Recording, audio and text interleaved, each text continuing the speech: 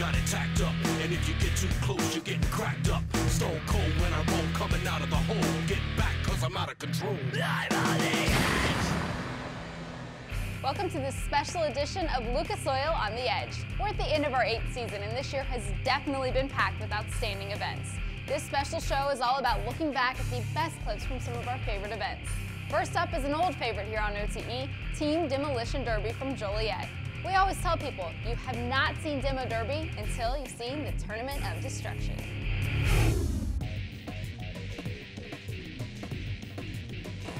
Well, what I was saying was they raise these things up, Ken, and they lock them in. Remember the old days when you used to raise your shock and put a muffler clamp on it? Well, it's a little more intricate than that. As a big hit happens right here. But they keep them in the air, keep them solid. Oh, that is a huge hit. Yeah, on our Lucas Oil Instant Replay, it is Ryan Decker in the 13th of the Mean Green Machine trying to stop the runner, the number 76 of Steve Gursky Jr., and he hits him so hard. I mean, look at the roof line. There'll be a couple of cars shooting for him. The Mean Green Machine group, though, 2 laps behind. Not having very good luck this time by. This will be a big win here for the Reckoning gang. Well, and that was a Reckoning teammate, of course, trying to keep the number 17 busy, and he does a perfect job. They just stopped him. They stopped him coming around for that final lap. That is great teamwork, and he used an obstacle to stop him. Beautiful heads-up play. And I mean, they're only a matter of feet. What do you think, 50 feet maybe from the start-finish line? He got it out of there. Nonetheless, it will be the Reckoning. Moving on to the final round. Drivers and navigators don't get to see the course layout until the night before competition. Imagine memorizing a course of 30 turns that will be completed in only 45 seconds. That's exactly what happens at the jet boat races in St. John, Washington.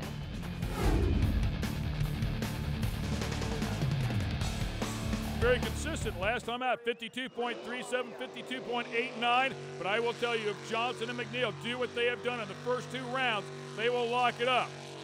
On the tough side, it's hard to repeat, much less do it 3 times in a row. Yeah, they've gone 50.86, then 50.81, exactly 0.05 of a second away. And making it look easy. Typical deal, you know, sometimes it looks like they're going slow, but slow is fast, as it is typically a bit smoother. Yeah, the smoothest looking run, sometimes a violent run always goes, oh man, that's gonna be fast, that's gonna be good. This is a smooth run, and as I mentioned, they were last to come out in every round. They had the opportunity to watch the boats in front of them and see what they needed to do. This is a good one here. And pitches it in sideways. Ladies and gentlemen, how about the quickest run? Team Superstock Racing is coordinated chaos, and that's why we love it. The final came down to 2 rival teams, the Panthers and the Tigers. Did the Panthers repeat as champions? Let's take a look back.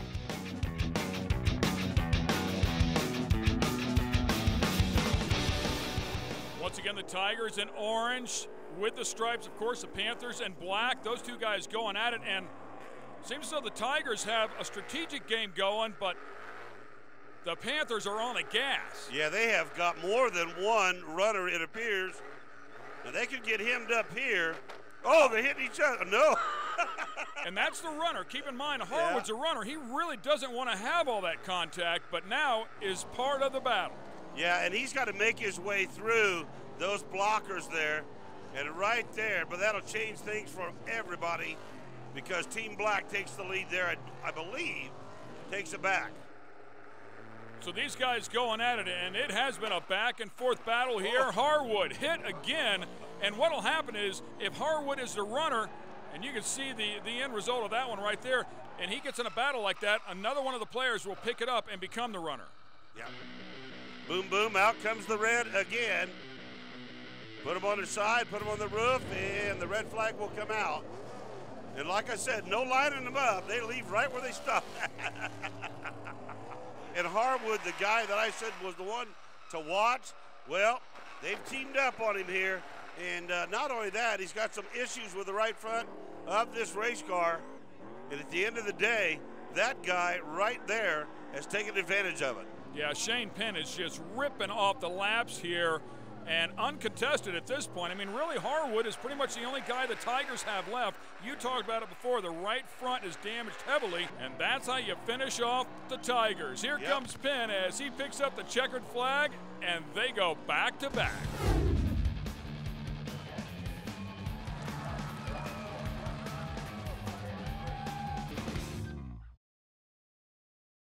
This Lucas Oil On the Edge telecast is being brought to you by Lucas Oil, made in America, sold to the world. General Tire, anywhere is possible. And by ReadyLift.com. Don't just lift it, ready lift it. The Powerline Midget races are stacked with the best drivers in the country, and the competition was severe at the second annual Battle at the Center in DuQuoin, Illinois. The lead swap between Brian Clausen and Thomas Meseraull kept everyone in the stands and at home on the edge of their seats.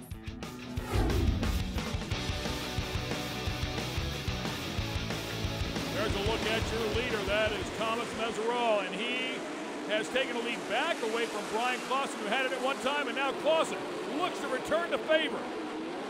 These guys are really battling wheel to wheel. I mean, upstairs, downstairs, down the middle.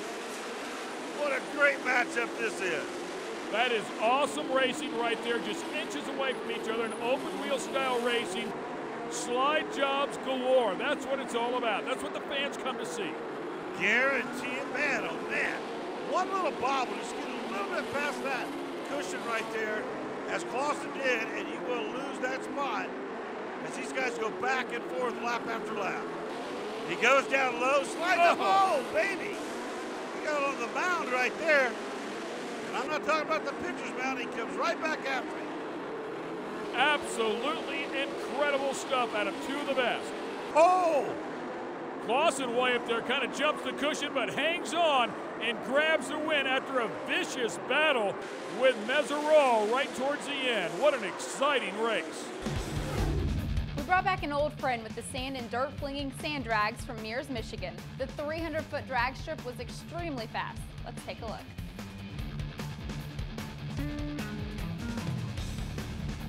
I'm not so sure whether for weight or whether trying to get more air to the motor, whatever, but he pulls a big wheel stand. Beautiful job out of Dozeman, man. He just stomps on the throttle, yanks up the front end, drives down through there. Ben hikes the front end up with the Jeep, and looks like he's going to have a win. But right there, the power takes over for Mark, and he will be your winner. And here we go. The Portingas, father and son, going at it, another wheel stand. And both lanes side by side, and another 339 to a 337 elapsed time here. Well, look at the reaction time for that 337, an 023 light. So solid effort there. Near lane, Jay Portinga. Oh, he goes red! And Jay just dangling the front end up and down, but it didn't matter. He put the 38 on the board. He had plenty of ET there to beat that 53 on the other side, but he left too early. State of the art, man. I mean, look at that sand rail right there. That thing is beautiful. State of the art, like I said. But unfortunately, when you red light start, that's immediate disqualification. Mark Moser's your champion here this weekend. From sand drags to the desert, King of the Hammers was a one-of-a-kind race that was filled with off-road racing's best drivers. 134 competitors took on unimaginable obstacles and terrain in hopes of claiming the $25,000 prize and the title of King of the Hammers champion.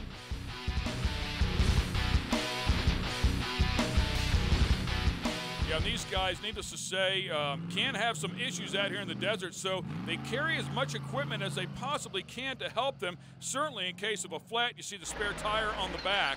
As we watch Levi Shirley, the younger of the two Shirleys, his father being Brian, and he needs to get in the throttle right there, and he does so. He saves it. Can he save it again? Oh, and finally it goes over. I mean, almost a magnificent job of saving that one. This is, oh man! Talk about tough. Shannon Campbell doing a great job picking up the pace here as he's worked his way into the top three. Derek West also trying to get up and around some of the other competitors. The 44-31, that was Mike Clinson, who was stopped there right in front of him. I loved watching the course workers once he got on the move right there. They were clearing out quick, baby. This is some bizarre stuff. Mooneyham on the throttle, making some dust out here as he's trying to keep pace with Eric Miller and possibly close the gap, but it's not going to happen. We have our first East Coast winner coming out of Cumberland, Maryland. Congratulations to Eric Miller, your Griffin King of the Hammers winner. We love to hear from our fans. Go to www.facebook.com and become a fan of Lucas Oil on the Edge. Join our OTE private group or like our page. Then post your comments about this Lucas Oil on the Edge episode. If you've never heard of Indoor Enduro, you're definitely missing out. Top motorcycle riders enter a competition like no other as the course is filled with obstacles like rocks, tires, and oh yeah, stairs.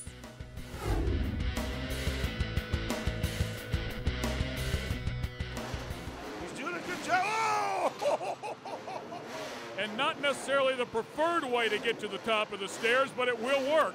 Let me make it clear, it's not really funny. It's just wild to watch that way, but I mean, that thing just went flying.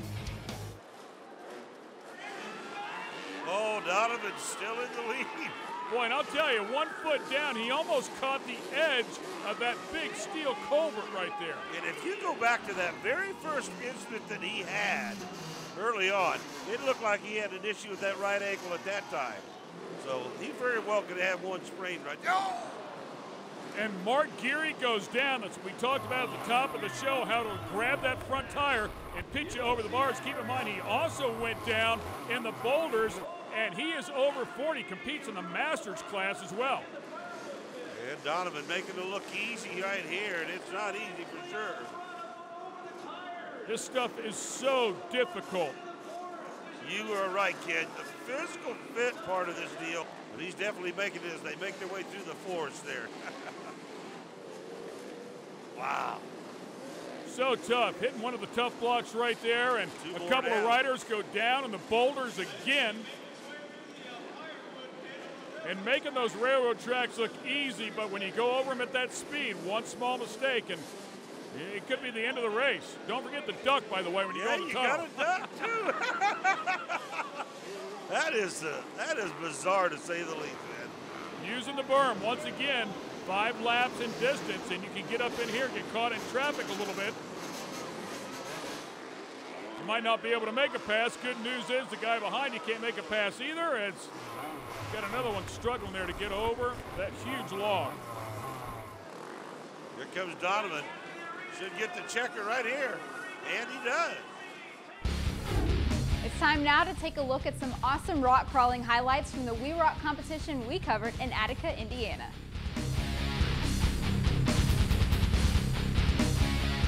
Look at the amount of shock travel right there. I mean, I'm guessing, again, don't know exactly, but probably 12 to 16 inches worth of travel on these shocks. But one thing you don't want to do here is overpower this thing. You got to really run this thing with brains and smarts. And if you're the co-crew member there, you don't want to be right behind it. But he nails that throttle. Man, that can be tough on you. Yeah, and that's a sticky situation right there. You can see going down, he just barely dodged a tree, and of course has to stay between the gates at the very end. At 18 under. Again, it sounds like a golf course score. And as you can hear the rain coming down once again, that is not advantageous. Neither is that. And now you know why they have roll cages on them. And I will tell you, it's pretty sketchy too. I mean, it doesn't look like a violent rollover, but keep in mind, a rock protrudes through the side at any given time, and it gets pretty scary. Of course, this one rolls right back over straight onto the lid, and fortunately, everybody's okay.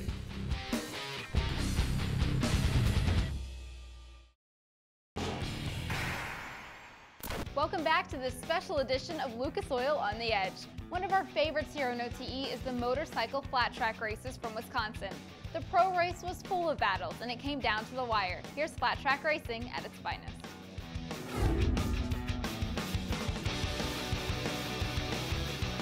The key is always at the start, man, and making it through that first couple of turns. Oh, baby, they're all over the place.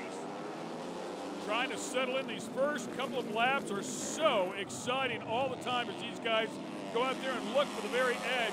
Once again, just constant corrections as those things want to slide out from underneath the riders. The top 6 qualifiers, as Ken mentioned here, A little race within a race for 6 laps. And some extra money on the line right here. The dash for cash. 94L, Jacob Cunningham, then Jethro Halbert right behind him, the number 69. A couple of Halberts, Sammy Halbert on the number 7, a little bit deeper, just right behind Jethro. So 1, 2, and 3, nose to tail. Yeah, Sammy's made some pretty good moves on that 7 machine. Like you said, he's already up to the 3rd spot. Jethro right in front of me. He'll make a move right here. Applying pressure right there, but you get out of that, that light red area and you lose grip. Right there on the bottom, you can see where it's just a little bit redder. That's where the grip is. When you get up where the black is, it's slick there. So if you try to get around the outside, you lose some grip. And they're literally within an inch of each other. Oh man, that is some tough stuff right there. They are so talented, and what a beautiful move. That could be good for 2 spots right there. The number 9 of Jared Mees really doing a beautiful job there, picks up a couple spots. It's still going to be the 7 now. Sammy Albert is the one to watch. He's the one who's taking over the lead here. It is so difficult to ride these things at speed. So impressed with what they do, and congratulations there to the number 7, Sammy Halbert, getting it done in the dash for cash. It's always fun to hit Raceway Park in Shakopee, Minnesota because the fans absolutely love having the OTE crew on site. The flagpole and figure 8 races were just as much fun to watch as always. Let's check it out.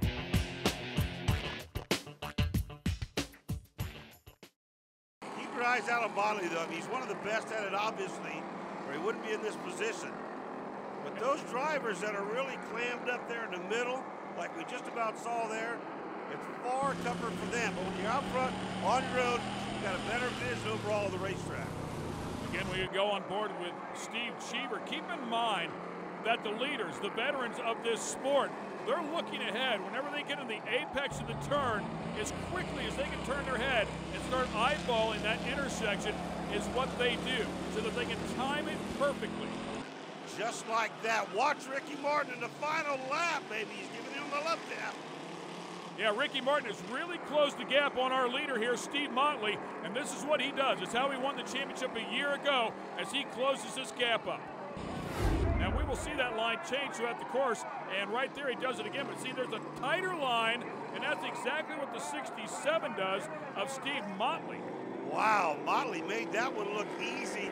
Actually made the pass by hugging right up to the flagpole there, and he takes the lead over Zimmerman right there at the pole. Yeah, I thought Zimmerman's line was good for the first lap, but after that, you got to get it down to the bottom. Motley and Zimmerman will battle it out. Now here we are back at the pole again. Oh, Zimmerman late to get on the air right there. Now Motley in this situation, he has to wait. If he would have had a clean shot right there, he'd go. He could have been out of there. There was an opportunity there to pass Motley, but that small mistake cost him. Indeed it did. Now this is going to be a different scenario here as Motley makes his way toward the flagpole here on the final lap. He'll cruise right around, did not have to hit the brakes there, and the white flag comes at her for the 67, who, by the way, just got done earlier winning the figure 8 event here. And you know, again, it's all about timing. Listen up, Lucas Oil On The Edge fans. It's time to prove how much you love OTE by downloading the free Lucas Oil On The Edge app for your iPhone and iPad. You can check out the OTE schedule, see past shows, and meet the cast. In addition, you can browse the OTE apparel. This is an app that has it all and is a must for every Lucas Oil On The Edge fan. This Lucas Oil On The Edge telecast is being brought to you by Lucas Oil, made in America, sold to the world. General Tire, anywhere is possible. And by ReadyLift.com. Don't just lift it, ready lift it. We're nearing the end of this episode, but we aren't ready to pack it in just yet. We still have a few more clips to show you. Next up is the Swamp Buggy races from Naples, Florida. Watch out for the sippy holes.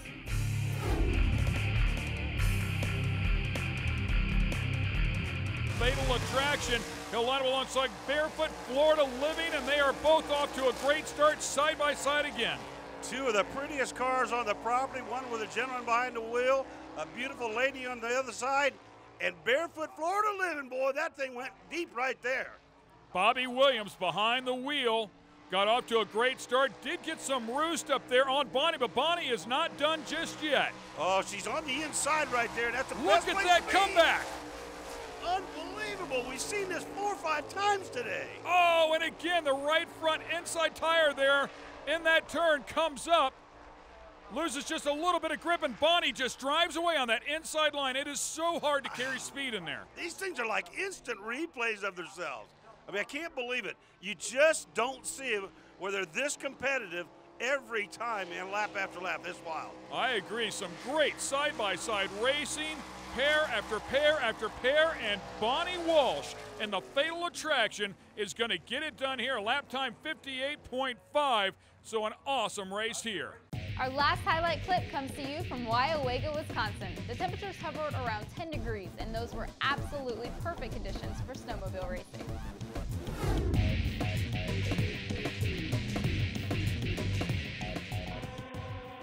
And talk about a great start. Gavin Biner down on the pole, launches hard, but then gets up in the rough stuff, and I think had to check up on the throttle just a little bit. Now the door is open and getting past for the lead. And I'll tell you, that very first corner, that is where you really want to get the lead right there to try to stick it out. But that thing was rough, baby. Alan Dahlke takes over the lead. You can see the ruts there coming out of it. A couple of things to note, though. It is rough. It's difficult to see. If you find yourself in 3rd, 4th, 5th position, you're dealing with a lot of dust from the ice and the snow from the competitors in front of you, making it even more difficult to see as it packs the face mask.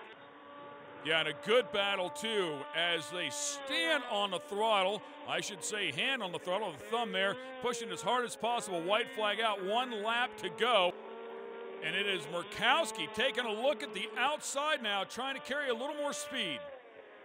Right now, though, it's all about Alan Dahlke out front, and it's going to be Gavin Biner running second. The battle for third is Danielle and Brett, still as we speak. And there goes the checker flag for your champion, Alan Dahlke. Thanks for watching Lucas Oil on the Edge. We celebrated our 200th episode this year, and it's fans like you that keep this grassroots motorsports series going. Just remember, you're not living unless you're on the edge.